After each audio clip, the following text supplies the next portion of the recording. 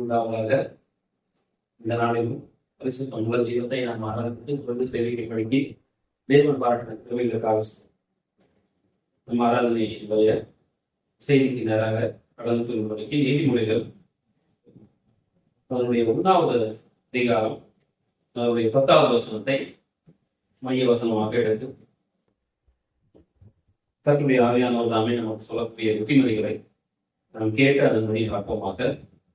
நீதிமொழிகள் 1:10 இப்படியாக சொல்கிறது, என் மகனே, பாவிகள் உனக்கு நயம் காட்டினாலும் நீ சமதியாகும்.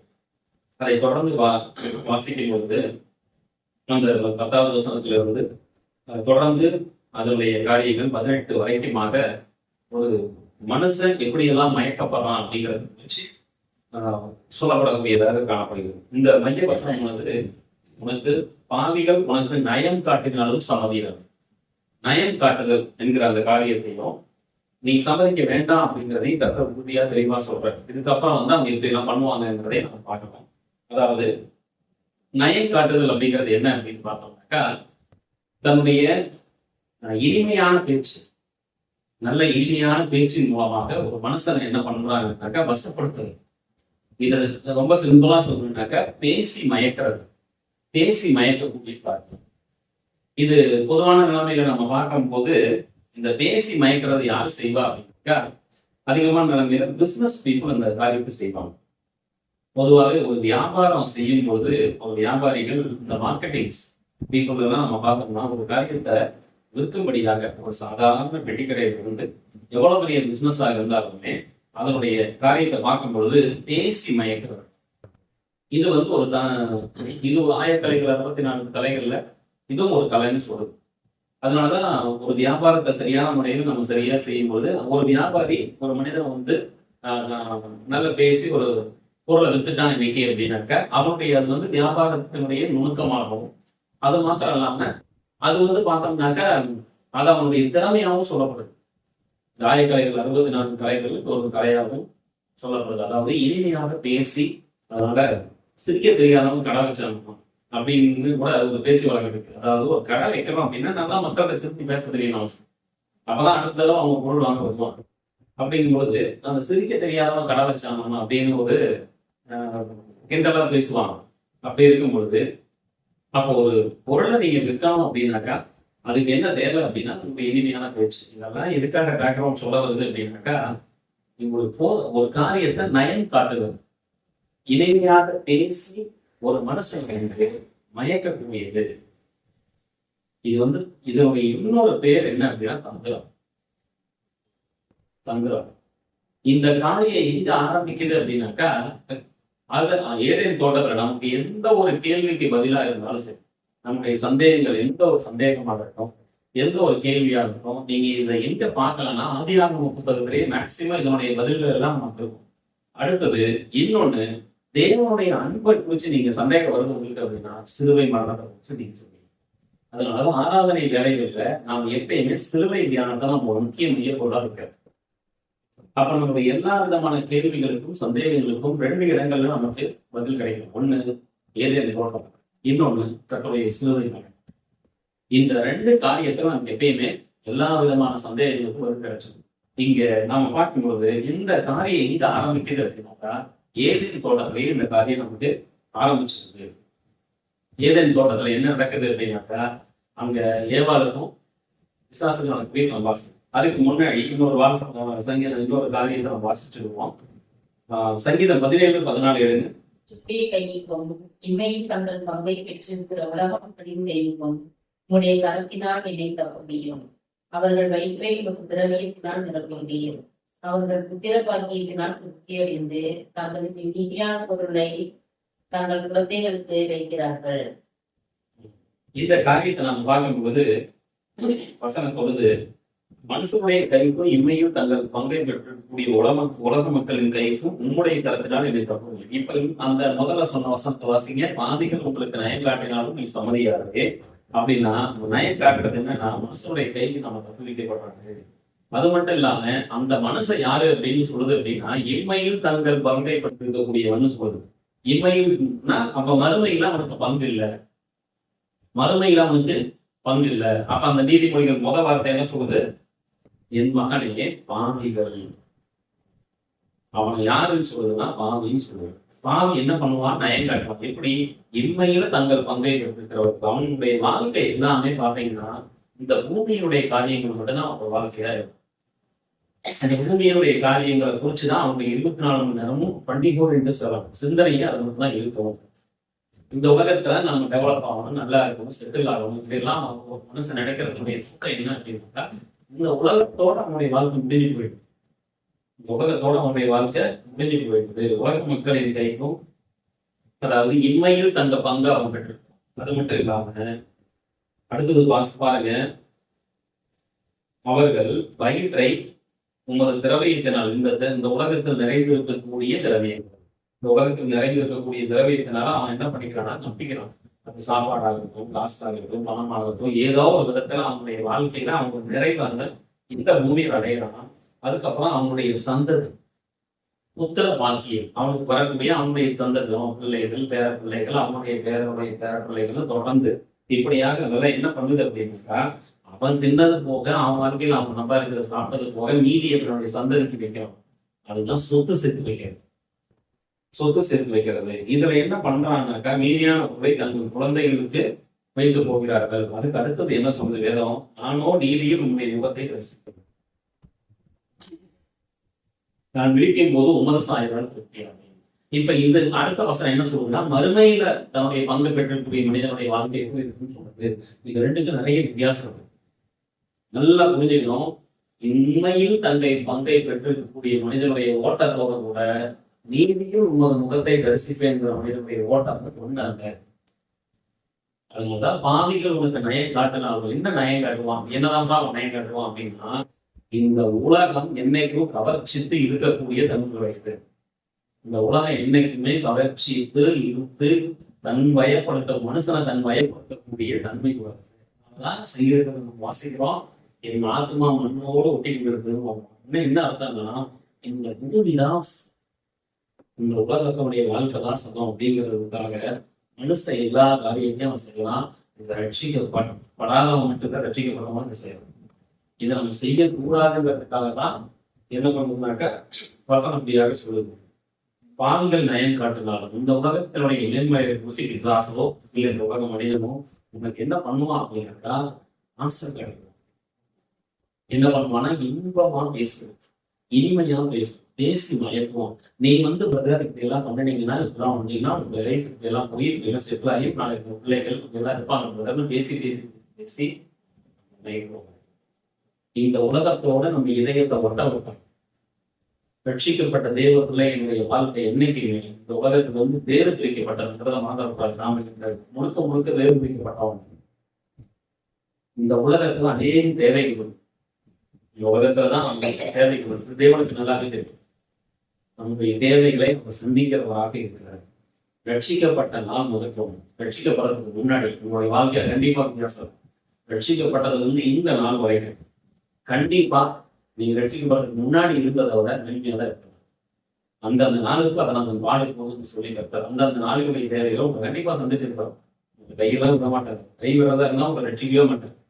அதனால இந்த காரியத்தை நம்ம அசைக்க முடியாத நம்பிக்கையும் விசுவாசமும் இணைக்க வேணும். இப்ப தொடர்ந்து ஆதியாகமம் 3:1 இருக்கு. ஆதியாகமம் 3:1 இன்னும் அந்த இன்ப பேச்சுனால எப்படி அவங்க மயக்கிறாங்கிறத பார்ப்போம். தேவனாகிய கர்த்தர் உண்டாக்கின சகல காட்டு ஜீவன்களை பார்க்கணும். சர்ப்பமானது தந்திரமுள்ளதாய் இருந்தது. அது ஸ்திரீயை நோக்கி, நீங்கள் தோட்டத்தில் உள்ள சகல விருட்சங்களின் கனியையும் புசிக்க வேண்டாம் என்று தேவன் சொன்னது உண்டோ என்றது. தேவனுடைய படைப்புகள் எத்தனையோ இருக்கு இந்த பூமியில். எல்லாவற்றையும் நம்முடைய வாயின் வார்த்தையினாலே படைத்தவர் தேவனாகிய கர்த்தர். அப்படி இருக்கும்போது அதுல அந்த இடத்துக்கு தோட்டத்துக்குள்ள வரவுக்கு அந்த விசுவாசத்து உள்ளுக்குள்ள வர அளவுக்கு அவன் அவரோட போய் இருக்கக்கூடிய வாய்ப்பு. அப்ப அங்க வந்தவன் தன்னுடைய சொந்த ரூபத்தில் அவன் வரல. அது வேற ஒரு மிருக ஜீவத்தினுடைய ஊர்வன அந்த பாம்பினுடைய ரூபத்துல பாம்பு பேசுங்கள். உண்மையிலே பாம்பினுடைய இயல்பு என்ன அப்படின்னாக்கா மனிதர்களை தவிர மற்ற எதுவும் பேசாது. ஆனா அந்த இடத்துக்கு பார்க்கும்போது பொதுவாக பாம்பினுடைய இது நம்மளை கடிக்கும், தீவிரம், கஷ்டத்து இருக்கும். அது துறக்கும். அதுக்கு கால் கிடையாது, அதுக்கு காது கிடையாது. அது இப்படி ஊர்ந்து செல்லக்கூடிய ஒரு ஊர்வன வகையை சேர்ந்தது. அது மட்டும் இல்லாம நம்ம நடந்து போகும்போதோ வேற எது வந்தாலுமே அந்த வைப்ரேஷன் தான் ஒருத்தங்க வர்றது அது கணிச்சு அதுக்கப்புறம் அது விலகிட்டு போகும். பாம்பு என்னைக்கும் மனிதனை தேடி கிடைக்காது. பாம்புடைய இயல்பு என்ன அப்படின்னாக்கா அது மனுஷன் பயங்கர ஓடதான் செய்யும். அது நான் தப்பிக்க முடியாத சூழ்நிலையில தன்னை காப்பாற்றிக்கதான் மனுஷனை கொத்தி அதுக்கப்புறம் என்ன பண்ணுனாக்கா அவனை சாப்பிடும். இது பாம்பினுடைய இயல்பு. இந்த இயல்பான குணம் மாறி அந்த இடத்துக்கு உருமாறின ஒரு இது பாம்பு. அந்த இடத்துக்கு உருமாறி பாம்பு மனுஷன் பேசுறது பாம்பினுடைய இயல்பு. பேச்ச கடவுள் புரிதல். அந்த இடத்துக்கு ஒரு வித்தியாசம் நடக்குது, ஒரு உருமாறக்கூடியது. அப்ப பிசாசு என்ன பண்றான்னா ஆளு மாதிரி பண்ணணும். அந்த பாம்பாக வந்த பிசாசு நீங்க மனிதனாக வரும் வெள்ளை உடை தரிக்கப்பட்டவனாகவே வருவான் அப்படிங்கிறது வேற சொல்லுது. அப்படி இருக்கும்போது அது யாராக என்ன இருக்கலாம். மனிதன் ரூபத்தில் அது நம்ம குடும்பத்தினுடைய நபர்களாக இருக்கலாம், நம்முடைய சபையை சேர்ந்த நபர்களாக இருக்கலாம், உலகத்தினுடைய நபர்களாக இருக்கலாம். யாருக்கு பிசாசை செய்ய வல்லவனா இருக்க. அப்படி இருக்கும்போது அவன் நயம் காட்டுறதுக்கு அவனுக்கு ஒரு உருவம் தேவை, ஒரு ஆள் தேவை. அதை யாரை பிடிக்கணும் அப்படின்னா அவனுக்கு எவன் சாதகமா இருக்கான் அவனும் பிடிப்பான். அவனை கொண்டுதான் ஒரு விசுவாசி என்ன பண்ணுவானா நயம் காட்டுவான். அந்த இடத்துக்கு என்ன நடந்தது, அந்த வசனத்தை நல்லா வாசிச்சு பாருங்க. அதிகாரம் 3:1 அவனுடைய டைலாக் மட்டும் வாசிக்கணும், அவன் பேசக்கூடிய அந்த பேச்சு மட்டும் வாசிக்க. அந்த அந்த ஏவாளத்துக்குள்ள அழகா ஒரு சந்தேகத்தை கொண்டாந்து அந்த பாருங்க. நீங்கள் நானே வாசிக்கிறேன். நீங்கள் தோட்டத்தில் உள்ள சகல விருட்சங்களையும் கனிகளை சிக்க வேண்டாம் என்று தேவன் உங்களுக்கு சொன்னதும் உண்டோ அந்த இடத்துக்கு முற்றுப்புள்ளிதான் இருக்கு, கேள்வி பிடிக்கும். அங்க நல்லா வாசிச்சு பாருங்க. ஒரு சந்தேகத்தை அவன் என்ன பண்றான் அங்க கிளப்பி. அது மட்டும் இல்லாம அடுத்தது ஆசையை தூண்டக்கூடிய ஒரு விஷயமாக அவன் கொண்டு வரும். அதாவது அது 5வது வசனத்துல இருக்கு. இதை நீங்க புசிச்சீங்கன்னா அதிலே திறக்கப்படும் என்றும் நீங்கள் நன்மை தீமை அறியத்தக்க தேவர்களை போல இருப்பீர்கள் என்றும் தேவன் அறிவார். அவன் எப்படி கொண்டாந்து நிறுத்தான் அப்படின்னா இத நீ இருக்கிற நிலைமையோட இன்னும் நல்ல மேன்மைக்கு நீ வருவப்பா. இதுதாங்க நாட்டுக்கு நீ இருக்கிற நிலைமையோட நல்ல நிலைமைக்கு வரணும் அப்படின்னா நீ இந்த பிளான போது, நீ இந்த திட்டத்தை செய்து, நீ இதுல பாரு, நீ இதுல பண்ணு, இதுல காசு எடுத்து நீ அதுல இது பண்ணு, நீ இதுல போய் டெபாசிட் போடு, உனக்கு இந்த இதை போடு, அதை பண்ணி இதை பண்ணிட்டு 1000 திட்டங்களை உலகம் சொல்லி உங்களை தவறு இருக்கு. இது எல்லாமே நல்லாதான் இருக்கு பார்க்க. நம்முடைய சக்திக்கு மீறி எந்த காரியத்தையும் நம்ம செய்யறது நல்லது. தேவனுடைய பாதையை விட்டு விலக செய்யக்கூடிய எந்த ஒரு காரியத்தையும் நாம செய்யறது அது ஆண்டவரை ஆராதிக்கிறதுக்கே நம்ம பண்ணிடும். கர்த்தரை விட்டே வழிபாடு செய்யும். நம்முடைய அநேக திட்டங்கள், நம்முடைய யோசனைகள், இது எல்லாமே தேவனுக்கு பிரியமான என்னைக்குமே தேவ சமூகத்தை நம்ம வச்சு பார்க்கணும். எந்த காரியத்தையும் நம்ம சுய புத்தியோட முடிவை நம்ம என்னைக்கு எடுக்கக்கூடாது.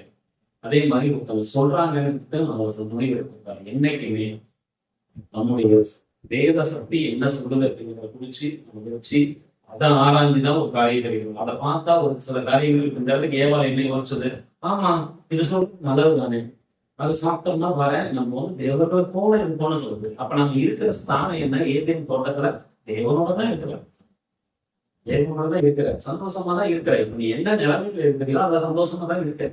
உனக்கு என்ன தேவையோ அதை கத்தர் தான் இருக்க. இருக்கிற நிலைமையில நல்லதுதான். இருக்கிற நிலைமையில நல்ல நிலைமையில தேவனோடு கூட சஞ்சாரிச்சுட்டு தேவனோடு கூட வாழக்கூடிய ஒரு நல்ல மகிமையான வாழ்க்கையில தான் நம்ம இருக்கிறோம். ஆனால் அந்த இடத்துக்கு அவன் தோன்றி போற ஒரு விஷயம் என்ன அப்படின்னா, அடுத்த ஸ்டேஜுக்கு நீ போக, இன்னும் கொஞ்சம் மேல போக, இன்னும் கொஞ்சம் நல்லா இருக்கு, இன்னும் கொஞ்சம் முன்னேறி போக அப்படின்னு சொல்லிட்டு என்ன பண்றாங்க, முன்னேறி போகலாம் அவங்க கூட. அதுக்கப்புறம் நடந்த விஷயம் எல்லாமே நம்ம எல்லாருக்கும் தெரியும். தாத்தா தரப்பட்டாலும் எதுக்கு தரையில இருந்துச்சு, ஊதியில கொண்டாந்து ஏதேன் தோட்டத்துல இருந்து ஒரு விதமான ஒரு இடத்துக்கு தேவனோடு இருக்கிற ஒரு நல்ல வாழ்க்கை. கடைசியா விசாசனுடைய பேச்சை கேட்டு அவங்களுடைய அந்த நயந்து பேசின அந்த பேச்சுக்கு எப்படி இன்னும் பேச்சை கேட்டு மயங்கடைய பாதிப்பு அது கொண்டாந்து அவங்க பாதாளத்துல தள்ள அளவு கொடுத்துருந்துச்சு. நரகங்கிற ஒரு காரியத்தை உண்டு பண்ற அளவுக்கு இவங்களுக்கு விசாசம் உண்டு பண்ணது இவங்களும் இயற்கை மாற்ற மாதிரி ஆயிடுச்சு. அப்ப பாவிகள் உனக்கு நயம் காட்டினாலும் நீ சம்மதியாதுன்னு சொல்ற. ஆனா இந்த இடத்துக்கு தேவன் வஞ்சிக்க நான் முன்னேறி போகணும், எவர்களை போல இருப்போம்னு அதை நினைச்சது கேட்பார் பேச்ச கேட்டதுடைய சொல்லக்கூடியவங்க பேச்ச நம்ம கேட்கிறோம் அப்படின்னா, கேட்பார் பேச்ச கேட்டோம், அதுக்கடுத்து நம்ம இருக்கிற நிலைமையில இருந்து கீழே தான் போகவே தவிர நாம இருக்கிற நிலைமைக்கு வந்து மேலாம் ரொம்ப ஜாக்கிரதையா இருக்கணும். தேவ சமூகத்துல நம்மளுடைய எல்லா விதமான நோக்கமும், இந்த பூமியில எல்லா விதமான நோக்கமும் எப்படி இருக்கணும் அப்படின்னா, கிறிஸ்துவுக்குள்ள நீ மேல முன்னேறி வரணுங்கிறது தான் இருக்கிறது. இந்த உலகத்துல நான் எப்படி டெவலப் ஆகிறதுங்கிறது சிந்திக்க வேண்டியது. உனக்கு தேற்ற வேலையில ஆகாரம், உனக்கு ஏற்ற வேலையில் உடை இருக்கிறதும், அது மட்டும் இல்லாம உனக்கு ஏற்ற வேலையில கல்வி, அடுத்தது வாழ்க்கையில நீ என்ன பண்ணணும், ஏது பண்ணணும், எல்லாமே அவர் சொல்லுவார். நடத்துவார், கண்டிப்பா நடத்துவார். அதான் விட்டு நாம ரொம்ப பெரிய பெரிய திட்டங்கள் எல்லாம் போடுறோம். இப்ப இருக்கிற நாம விட்டு இன்னும் பல படிகள் நம்ம மேல வரணும், அது தப்பெல்லாம் ஒண்ணும் இல்லை. ஆனா அதே நேரத்துக்கு நம்முடைய கிறிஸ்தவ ஜீவியத்தை பாதிக்காதபடியான நிலைமைகள்ல நம்மளுடைய முன்னேற்றம், கிறிஸ்தவ ஜீவியத்தை, நம்முடைய ஆவிக்குரிய வாழ்க்கையை, நம்முடைய ஆவிக்குரிய தரத்தை மட்டுப்படுத்தாம அதை மேம்படுத்தத்தக்கதான நிலைமையில திட்டங்கள் இருக்குது. தாராளமா கத்தரை ஆசீர்வதிக்கிறதா இருக்கிறார். அது கண்டிப்பா நயமானதா இருக்காது. அதனால நம்ம என்னைக்கு இன்னொரு காரியத்தை வேற சத்தியத்தோடு கூட நம்ம நம்முடைய ஆவிக்குரிய வாழ்க்கையை பாதிக்காம இருக்கிறதா அப்படிங்கிறதெல்லாம் சிந்திச்சுதான் நம்ம ஒரு காரியத்தை என்னைக்குமே முடிவு. இந்த காரியத்தை ரொம்ப ஜாக்கிரதையா இருக்கும். இதுல இருந்து நம்ம வழிதப்பி போறோம் அப்படின்னாக்கா அதோட பாதிப்பு பயங்கரமா இருக்கும். அடுத்தது 1 தீமோத்தேயு 6:6 1 தீமோத்தேயு 6:6 நம்ம எல்லாருக்கும் தெரிஞ்ச வசனம்.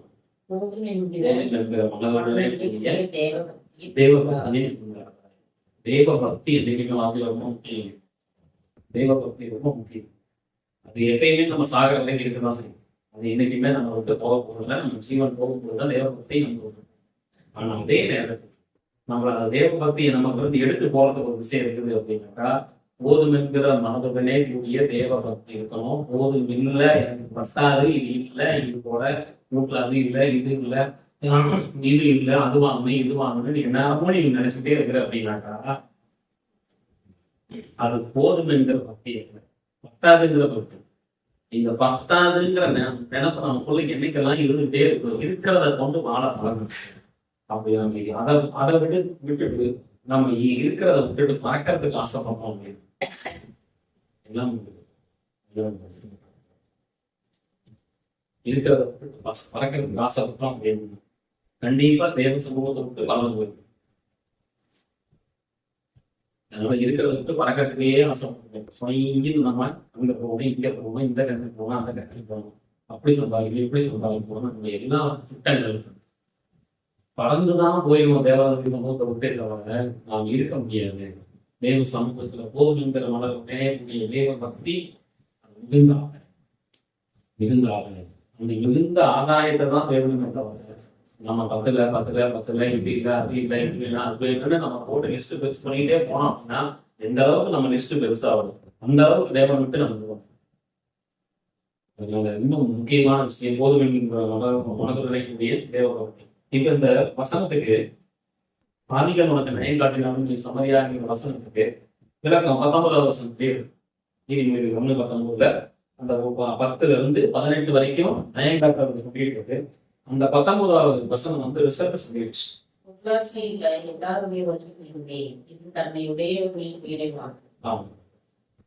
உல்லாசை எவனுக்கெல்லாம் இருக்குது, சொத்து சேர்க்கணுங்கிற ஆசை எவனுக்கெல்லாம் இருக்குது, இருக்கிறது 10ல இன்னும் தேர்த்தணும் எவெல்லாம் ஓடுறாங்க. அப்படி ஓடுறவனுடைய வழி எது அப்படின்னா இப்ப இது வரைக்கும் அந்த 10வது வசனத்துல வந்து 18வது வசனம் எல்லா விதமான சொல்லுதான் அவன் சொல்லி கொடுத்துட்டு போயிட்டே இருக்கும். யாரு பிளான் என்னென்ன சொல்லி என்னென்ன வந்து இதை பண்ணுங்க அதை பண்ணுங்க, இதை இருக்கிற நானும் வாழ்க்கையில காரியத்தை ஏமாந்து போயிருக்கேன். இந்த மாதிரியான காரியங்கள்ல என்ன பண்ணோம் அப்படின்னா அந்த பொருளாசையுடையவர்களுடைய இருதயம் எல்லாமே என்ன பண்ணணும் அப்படின்னா அது தன்னை உடையவர்களின் உயிரையும் தன்னை உடையவர் யாரு, எவனுக்கெல்லாம் பொருளாசை, எவனுக்கெல்லாம் ஆசை, எவனுக்கெல்லாம் இந்த உலகத்து மேல பற்று இருக்கு, இவங்க எல்லாமே உயிரை எடுத்துருந்து எப்படி தெரியுங்களா, கடன், லோன், கடன் மேல கடன் வாங்குறது. அவனுக்கு தேவை ஒரு பொருள் இல்லை அப்படிங்கும் போது அடுத்தது கடனுக்கு போய் சிக்கிறது.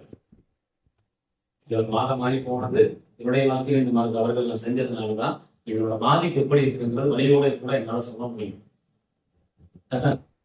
நயம் காட்டினவனுடைய பேச்சுக்கு நான் சரி கொடுத்ததுனால இது வேற யாரும் இல்லை, நம்முடைய கிறிஸ்தவ திருச்சபைகள் இருக்கிறவனுக்கு செஞ்சுக்கிறதா இருக்கும்.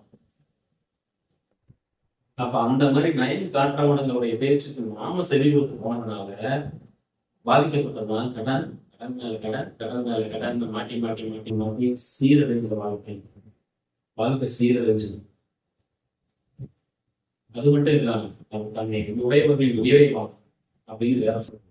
கடன் பிரச்சனையினால எத்தனையோ குடும்பமா தற்கொலை பண்ணிக்கிறதுனால செய்தித்தாள் இருப்பாங்க. கண்டிப்பா அது தன்னை உடையவர்கள் உயிரை வாங்க ஆசைகள் என்ன பண்றது, லோன் மேல லோனை வாங்கிடுறது, கடன் மேல கடன் வாங்கி வாங்கி வாங்கி வாங்கி வாங்கி எல்லாத்தையும் சேர்ந்து வச்சிடறது. அடுத்தது இன்னும் சொல்றது, சதை பண்ண இதை பண்ண மாஸ்டர் பிளான் எல்லாம் போட்டுட்டு லோன் மேல லோனை வாங்கி கட்ட முடியும். அந்த பிசினஸ் லோனு, பர்சனல் லோனு, அந்த லோனு, இந்த லோனு, ஏகப்பட்ட லோனை அவங்க கொடுத்து போய் நம்மளும் சிக்க சீரழிஞ்சு கடைசியா அதை கட்ட முடியாம அவங்க அசிங்க அசிங்கம் பேசு, அவமானப்பட்டு கோர்ட்டு கேசு இதையெல்லாம் போய் கடைசியா ரொம்ப தாக்கு பிடிக்க முடியாத சூழ்நிலையில நம்முடைய சின்ன பிள்ளைகள் வாழ வேண்டிய பிள்ளைகளுக்கெல்லாம் அவசரத்தை கொடுத்து தற்கொலை பண்ணிக்கிட்ட குடும்பங்கள் எத்தனையோ அரசாங்கம் எத்தனையோ திட்டங்கள் எல்லாம் போடுது. குடும்பங்களுக்கு அப்புறம் சிந்திக்காம இருக்கிற அளவுக்கு என்னென்ன சட்டங்கள் அவங்களுக்கு போடணுமா எல்லாம் போட்டுக்கிட்டு இருக்கா அப்படின்னு அவனால நிஜமாக ஆசையத்தை அரசாங்கம் முடிவு பண்றது. இவனா போய் நிறைய சிக்கி சீரழிகிற போது யாருமே எதுவும் செய்ய முடியும். ஏன்னா வேற தெளிவா சொல்றது அதை தன்னை உடையவர்களின் உயிரைவான எதிர்த்துலன்னு சொல்றது. கடன்பட்டவனுடைய நெஞ்ச கலங்கி ஒவ்வொரு நாளும் காலையில தூங்கி எந்திரிக்கும் போது பகீர் பகீர் நிம்மதியான தூக்கம் இருக்காது, சந்தோஷம் இருக்காது, சமாதானம் இருக்காது, எல்லாமே வந்து தன்னுடைய உடையவர்களின் உயிரை பாவிகள் உனக்கு நயம் காட்டினாலும் நீ நிம்மதியாக பொருளாசை உடையவர்கள் எல்லோருடைய வழியும் இது தன்னுடைய உடையவர்களின் உயிரை கடைசியா ஆதாம் ஏவாளாத்திருந்து இப்படிதான் வந்தாங்க. தேவனுடைய சமூகத்துல எல்லாத்தையும் விட்டுட்டு கடைசியா இங்க வந்தாங்க. கடைசியா இவங்களுக்காக எனக்காக உங்களுக்காக உயிரிழந்திருக்கேன். நாம் அந்த நயமான பேச்சுல மயங்கினதுனால சிறுவையில கத்தர் முடியும்படி நிர்பந்தம் ஏற்படுது. பிசாசினுடைய தந்திரத்தை ஒண்ணுதான் நயங்கள் பேசி மயக்கிறது, இன்சொல்லினாலே இழுக்கிறது. மனுஷனுக்குள்ள இல்ல இல்ல என்ன இல்லை, அவனுக்கு எல்லாமே எதிர்புறத்துல இருந்தது. அவங்ககிட்ட என்னன்னா நீ தேவர்களை போல அப்ப என்ன நினைச்சதுன்னா எனக்கும் தேவர்களை போல ஆகணும்னு ஆசை, என்கிட்ட அப்ப அவன் இல்லையாட்டு அப்படின்னு சொல்லிட்டு டாக்டர் போய் படிச்சு ஆரம்பிச்சு தன்னோட முக்கியமா குடும்பமே சேர்ந்து நாசம் பண்ணிச்சு. அந்த ஏழையை நடந்தது இன்ன வரைக்கும் முன்னில் வந்துட்டாங்க. மனுஷன் இன்னும் வஞ்சிக்கப்பட்ட கொண்டே இருக்கிறது. ஆசை ஆசை அது பலவிதமான ஆசை. வேலை சொல்றது பொருளாசை உடையவர்கள் எல்லாருடைய வழியிலே தன்னை உடையவர்களின் உயிரை வாங்கும்னு வேலை தெளிவா சொல்லுங்க.